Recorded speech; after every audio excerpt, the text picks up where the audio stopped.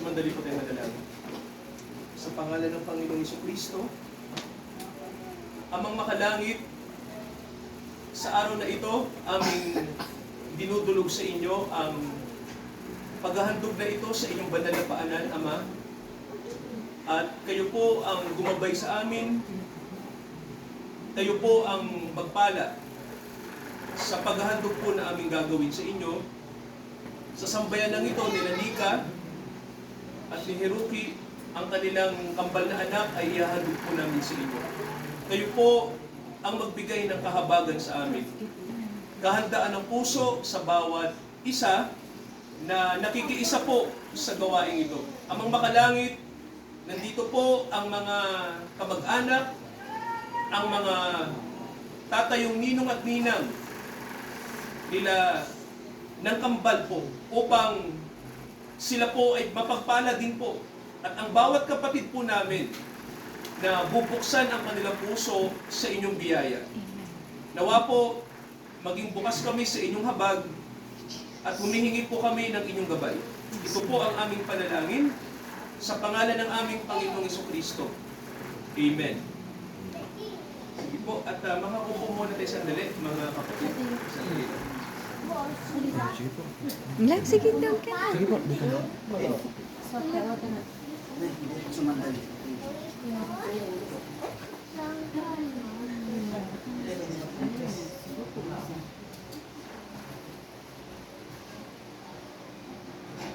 Kung bago po natin ihandog sa Diyos, nakakalimutan ko yung pangalan niya. si Mio at si Haruto. Okay, una po sa lahat, purihin natin ang Diyos at ihandog natin ang ating mga puso sa Kanya. So maganda mga kapatid, bago tayo maghandog sa Diyos, sa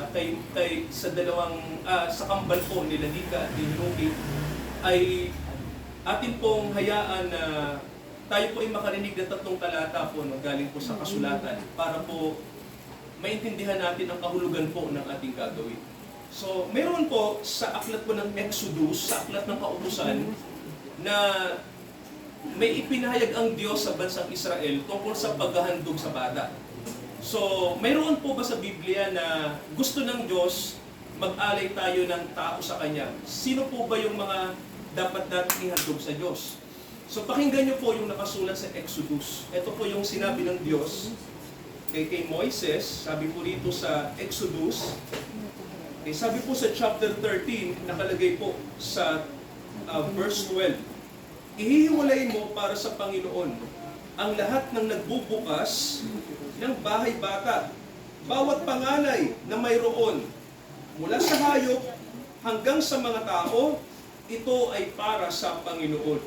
So mayroon pong nakasulat, mga kapatid, sa Biblia po na gusto po ng Diyos kapag ang isang babae po ay nagbubukas ng kanyang bahay bata, ay ihandog po sa Diyos.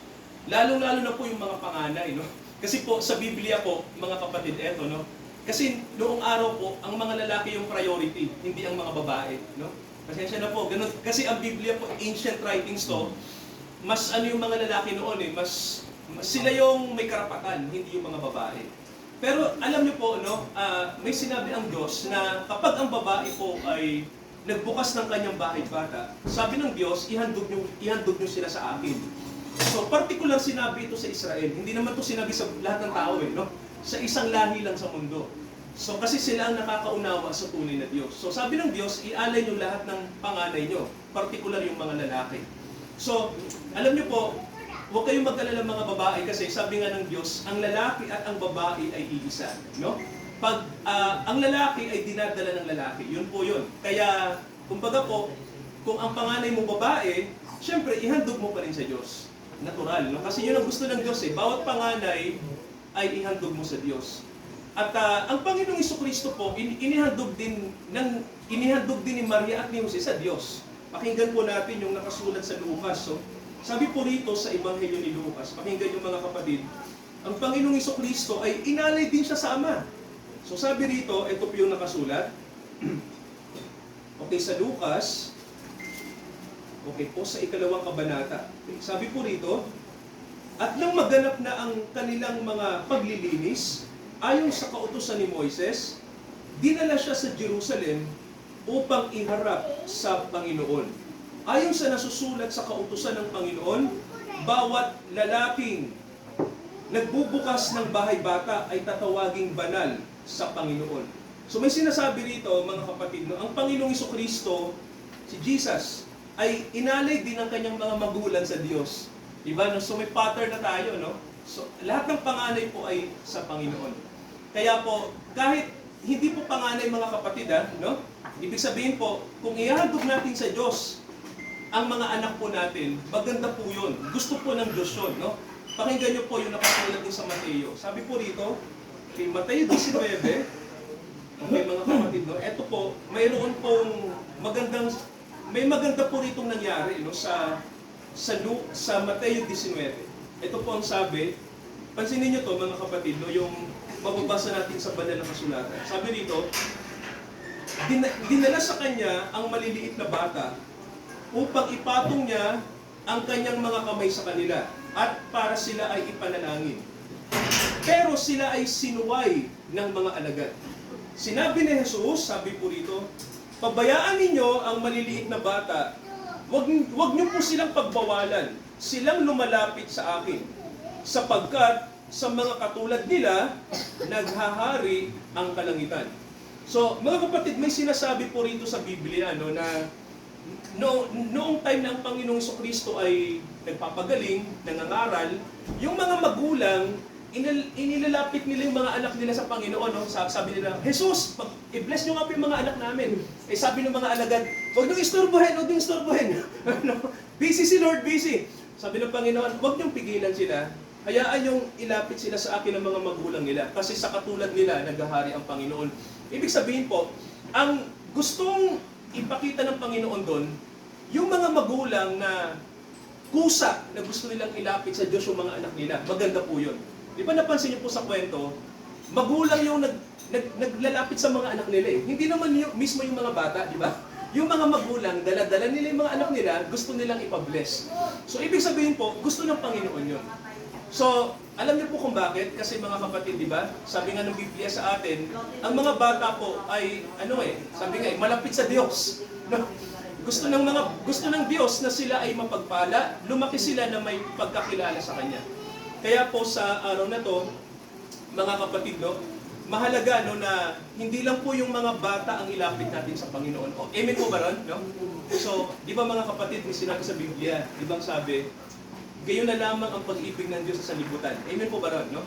Kaya niya ibinigay ang kanyang bugtong na anak. Ang Diyos, pinadala niya si Jesus para ang sino mang sumampalataya kay Jesus at magsisi sa kasalanan ay bigyan ng Panginoon ng buhay na walang katapusan. Ibig sabihin po, ang mga bata, ilapit natin sa Panginoon. Kahit matatanda. No? Amen po ba? Ibig sabihin, kahit matanda ka, lumapit ka kay Jesus. Kasi po, mga kapatid ganito, tingnan niyo po kapag tayo po ay may relihiyon o walang relihiyon, pero pag wala si Jesus sa atin, hindi tayo maliligtas. Yun po ang sabi ng Bible, no? Walang problema kung saan ka galing na relihiyon.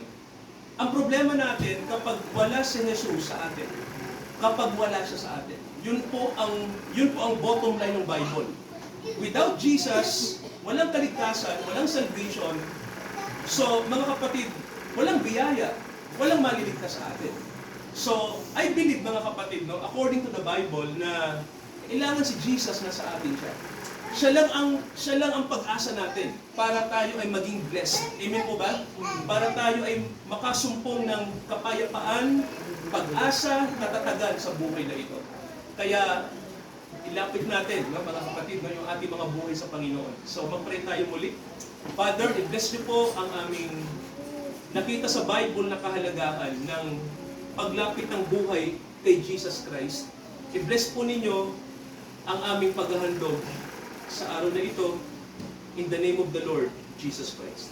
Sige, tinatawagan natin si Hiroki at si Nika at isama si Haruto at si